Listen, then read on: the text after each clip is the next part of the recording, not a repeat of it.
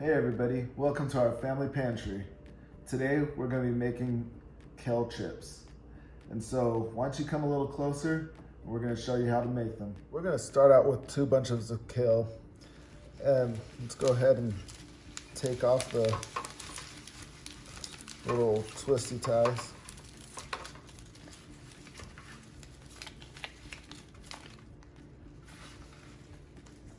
Put that to the side right there. And then we're not gonna wash it quite yet, but we're just gonna take the kale leaves off of the big stalk. This is a big, hard, fibrous stalk, and we don't want that for kale chips, and so we're gonna take that off.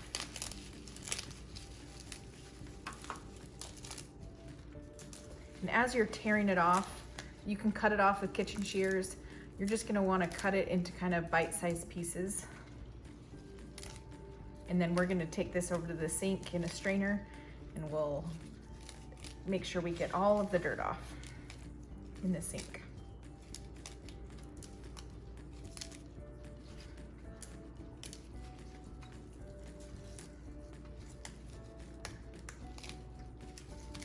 Our family enjoys eating the kale chips just as little side snacks. They're really healthy, they're delicious, and a good way to get your greens into your kids, huh? Exactly. And then if anything's just too fibrous for you, just take that off.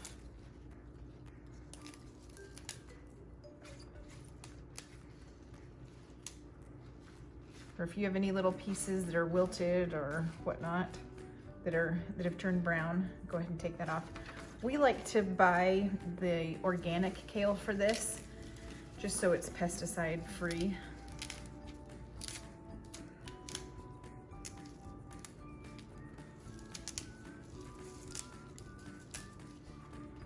Okay, we're all ready. We pulled everything off the stalk. We're gonna go ahead and take it over to the sink and rinse it off. Okay, we're gonna take the kale and we're gonna rinse it off into small batches in our colander.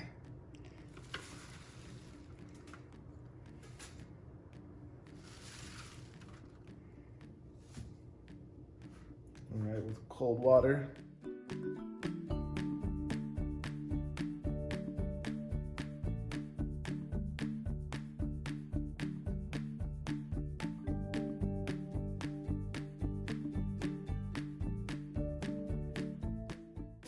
You just want to do this just to make sure that you're getting rid of the rest of the grit that could possibly be laying in there.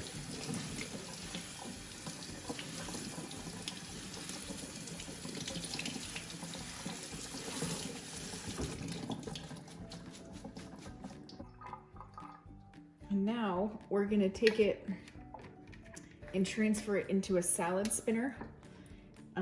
It's just kind of something that we've had ever since we got married. It was a wedding gift, and so we use it. So we toss it in here and kind of shake out as much as we can. And then this little colander has this bowl insert, and you put it in, and we'll take you over here and we'll show you how it works.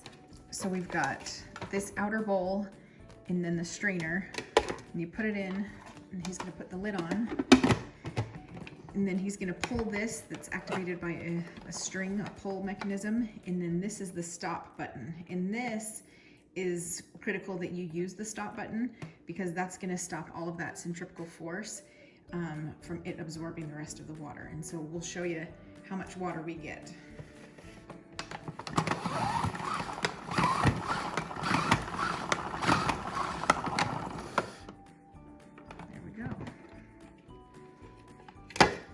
You actually get a good amount of water out of there.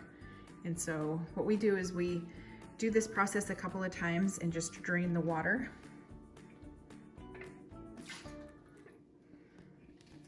And we'll do it until we can't really get any more water out of it.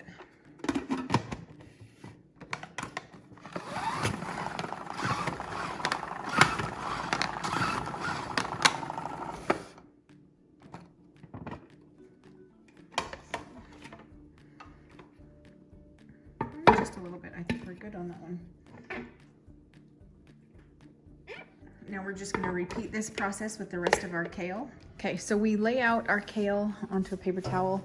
You don't have to do this, but we just like to do it just in between when we're getting everything ready and rinsing off the rest of the kale. This here is 2 bunches of kale.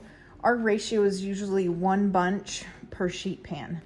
And so we're gonna split it between 2 different sheet pans, and then we'll show you all of the seasonings for it. Now, if you have them, you can use these little silicone baking mats. You can use parchment paper, you can use foil, you can just have the pan bare. Totally doesn't matter. So we're just gonna arrange these on the baking sheets. And if your pieces are still too big, feel free to trim them down then.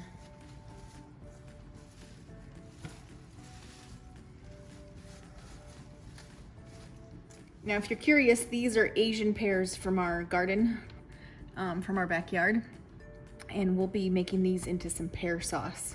They are a lot smaller than they've been in years past, and so my kids and family have been eating them just straight as they are, but now they're ready, and I think everybody's had what they want. We've had a huge harvest this year, but we're just going to turn these into some pear sauce. And so we'll show you a video on that coming up in the next couple weeks. Okay, back to the kale. We're gonna get some seasonings going. We're gonna get a tablespoon of olive oil per sheet or per bunch of kale.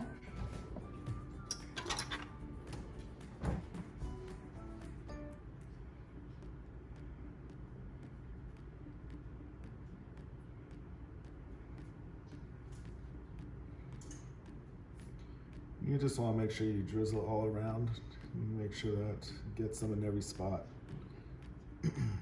We're gonna mix it all around so as evenly as possible. It's gonna make your job mixing a lot more smoothly.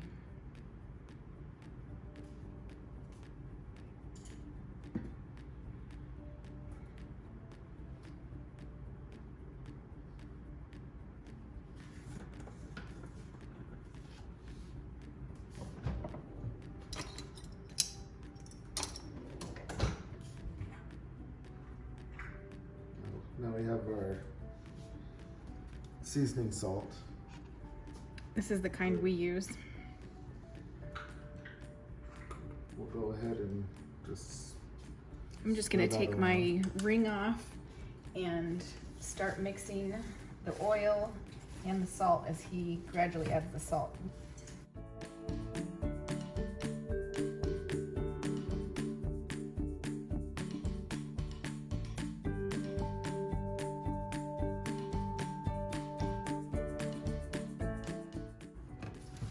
Use the seasoning salt because it gives it a nice flavor, but you can also just use normal salt or Kosher salt, sea salt, yeah. You know, garlic salt. Garlic salt, whatever you like to just. You don't even have to salt it at all if you don't want to. You can just leave it natural.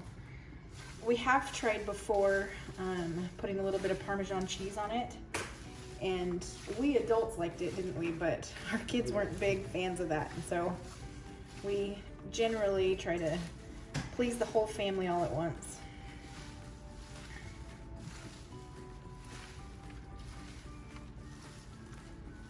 Now she's finishing up. We have the oven preheating at 350. And so it's coming up here in a minute. Now, while we do have 2 sheets of kale, we actually prefer to cook them 1 pan at a time. It kind of makes it so everything can crisp up and it's not putting too much in the oven at once. And so for this purpose, we just spread it out. So you want the edges to get golden, but not burnt. So keep an eye on it when you put it in the oven. Our oven is set, ready to go. I'm gonna stick it on the middle rack. Just place it in there. I have the oven light on as well so we can see how it's cooking and how well it's doing. Okay, timer just went off. We're gonna go ahead and check it out.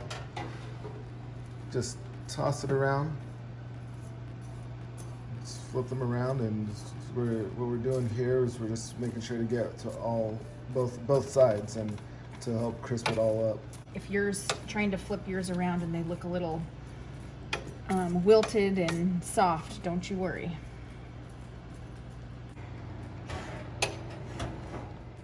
So if your kale chips come out and they're too, pliable, they're too flexible, they seem too wet, just throw them back in the oven for a little bit and watch them, and they'll crisp up real nice. All right, and there's our baked kale, or kale chips, kale crisps, and you can hear just how crisp they are. It's delicious as I'm eating it. But those are perfectly done and crisp kale chips. Thank you for stopping by to our family pantry. I hope you enjoy. Let us know how it tastes and how it comes out. Take care.